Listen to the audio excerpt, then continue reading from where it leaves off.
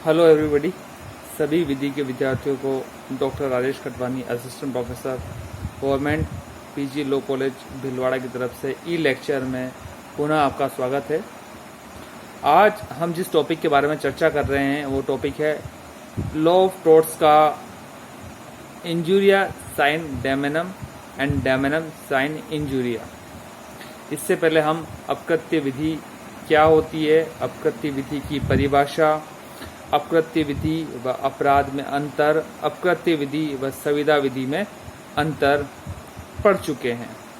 इससे पहले मैंने आपको सामंड, विंडफील्ड, फ्रेजर की जो डेफिनेशन थी लॉ ऑफ टॉर्ट्स की वो भी मैं आपको समझा चुका हूँ। और हमने सामंड के पिजनहोल थ्योरी को भी हमने अच्छी तरह से समझा था कि पिजनहोल थ्योरी क्या होती है।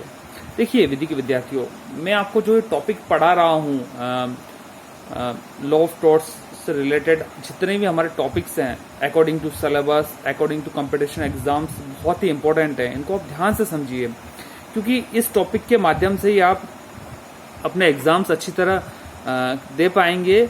और जो कंपटीशन एग्जाम्स होता है उनमें बहुत ही बारीकियां होती है। उन बारीकियों को समझने के लिए आपको इन टॉपिक को अच्छी तरह से समझना होगा क्योंकि law of torts competition exams में बहुत ही अच्छी तरह और डेप्थ में पूछा जाता है। तो सभी विधि के विद्यार्थियों से मैं ये कहना चाहूँगा कि मैं जो भी टॉपिक पढ़ाऊँ उसको अच्छी तरह से समझिए और उसके क्रक्स को समझिए। चलिए आज का जो हमारा क्वेश्चन है वो है अपकृत्य विधि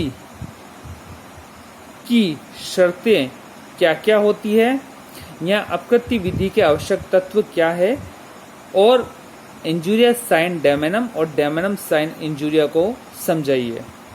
देखिए आज अगर हमारे टॉपिक जिस समय में जो हम आपके सामने लेके चल रहे हैं पूरा नहीं होगा तो नेक्स्ट टाइम में हम इस टॉपिक को कवर करने का पूरा प्रयास करेंगे क्योंकि टॉपिक बहुत ही बड़ा टॉपिक है, बहुत ही इम्पोर्टेंट है और बहुत ही इस टॉपिक में इसमें बारीकियां हैं। चलिए अपकृत्य विधि के आवश्यक तत्व। अपकृत्य विधि क्या होती है तो मैं आपको समझा चुका हूं। मैं थोड़ा सा इंट्रोडक्शन इसमें और दूंगा। अपकृत्य विधि एक सिविल दोष है, रॉन्गफुल एक्ट जिसको हम कहते हैं, अपरिनिर्धारित क्षतिपूर्ति, प्रत्येक व्यक्ति का कर्तव्य है किसके प्रति, सामने वाले व्यक्ति के प्रति उसको सावधानी बरतनी है। यदि वह सावधानी नहीं बरतेगा, यदि सामने वाले व्यक्ति को हानि होगी तो उसके लिए उसको क्षतिपूर्ति देनी होगी। यह होता है अपकृत्य विधि, यानी कोई भी बुरा कृत्य, दोष कृत्य जो अपकृत्य विधि में डिफाइन किया गया है ना। अब हम आते हैं अपकृत्य विधि के आवश्यक तत्व क्या क्या हैं। पहला दोषपूर्ण कार्य। अब दोषपूर्ण कार्य किसके द्वारा किया जाएगा, किसी व्यक्ति द्वारा किया गया दोषपूर्ण कार्य या कोई चूक, ऐसी चूक दोषपूर्ण होनी चाहिए। नेक्स्ट प्रतिवादी के ऐसे कार्य से सामने वाले व्यक्ति को अर्थात वादी को कोई विधिक क्षति पहुंची हो। देखिए इस टर्म को समझिए, एक होती है सामान्य क्षति, एक होती है विधिक क्षति। यदि किसी व्यक्ति के विधिक अधिकारों का आपके द्वारा उल्लंघन किया जा रहा है तो सामने वाले को आपको रेमेडी देनी पड़ेगी। विधिक क्षति होना जरूरी है, सामान्य क्षति में कोई रेमेडी नहीं मिलती है। जैसे आप बसों में सफर करते हो, भीड़ भाड़ होती है, किसी से कुछ टकराहट, कोना अड़ जाना या कुछ भी हो जाना, क्योंकि भीड़ भरी बस में हम सफर स्वयं की रिस्क पर करते हैं। हमें पता है कि बस में भीड़ है तो अभी हम उस बस में चढ़ जाते हैं और सफर करते हैं, तो उसमें जो भी हानि और जोखिम है वो सब हमारी है। इस समय अगर कुछ भी होता है तो आपको इसमें रेमेडी नहीं मिलेगी। लेकिन यदि कोई व्यक्ति किसी व्यक्ति की विधिक क्षति को नुकसान पहुंचा रहा है, विधिक क्षति ऐसी कौन सी, जो ऐसी क्षतियां, ऐसे कानून जो हमें विधि के द्वारा प्रोटेक्ट करते हैं। यदि किसी व्यक्ति ने किसी व्यक्ति को विधिक क्षति पहुंचाई है जो कानून के द्वारा आपको प्रदत्त है, कानून के द्वारा आपको मिले गए अधिकार है, कानूनी अधिकार है, यदि कोई इसमें नुकसान या व्यवधान पैदा करता है तो आपको इसके लिए लीगल रेमेडी, विधिक उपचार टॉर्ट्स के अंतर्गत दिया जाएगा। एक सिंपल सा मैं आपको इसके अंतर्गत एक एग्जाम्पल देना चाहूँगा। वो एग्जाम्पल है, जैसे राइट टू वोट यानी मतदान का अधिकार, मत देने का अधिकार। मतदान का अधिकार प्रत्येक व्यक्ति का लीगल राइट है, कॉन्स्टिट्यूशन राइट है।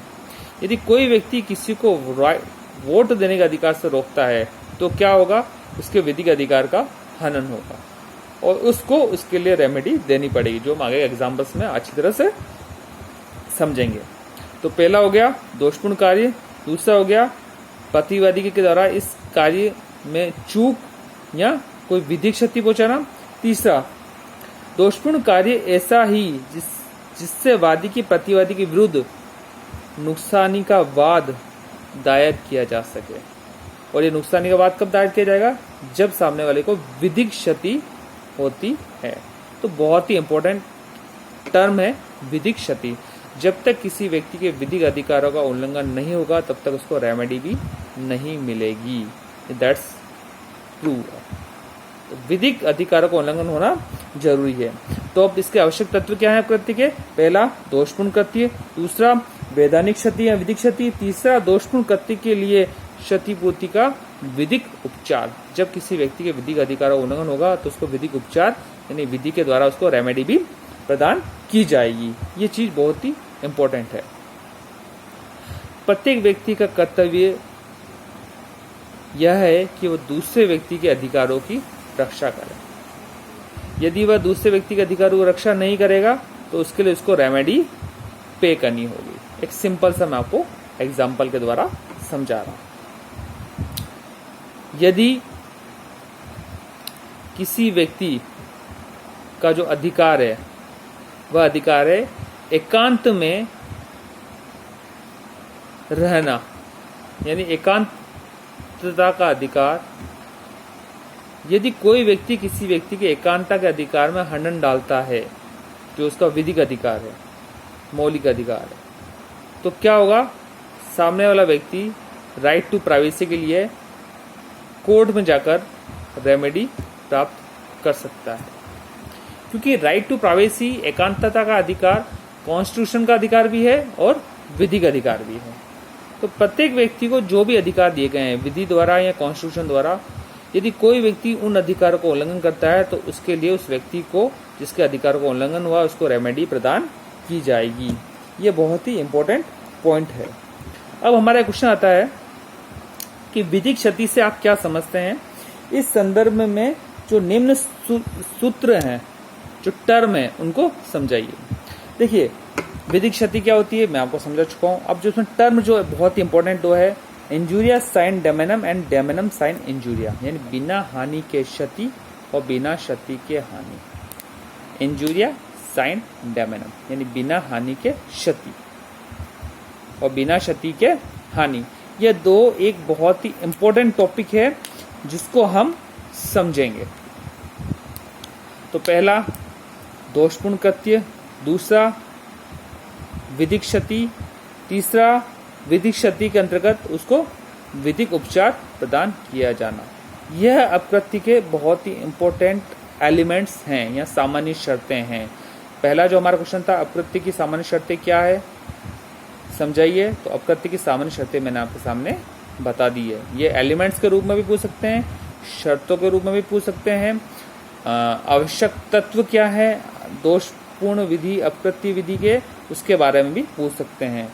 इसके अलावा हम और दोषपूर्ण कृत्य करना चाहें तो हम ये भी कह सकते हैं कि प्रत्येक व्यक्ति का कर्तव्य होता है कि वो दूसरे व्यक्ति के अधिकारों की रक्षा करे। इसके लिए उसको सावधानी बरतनी पड़ेगी, यानी सावधानी बरतने का कर्तव्य किसके प्रति, सामने वाले व्यक्ति के प्रति, है ना।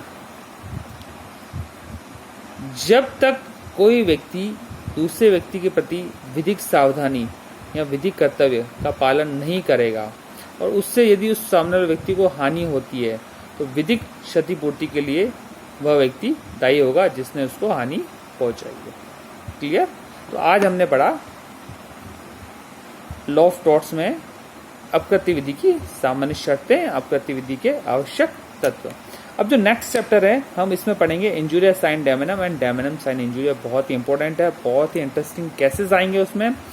हर एग्जाम्पल के द्वारा हम इस चीज को समझने का प्रयास करेंगे कि ये दोनों टर्म क्या है। ठीक है। चलिए अब नेक्स्ट चैप्टर में आपसे वापस मुलाकात होगी। Thank you.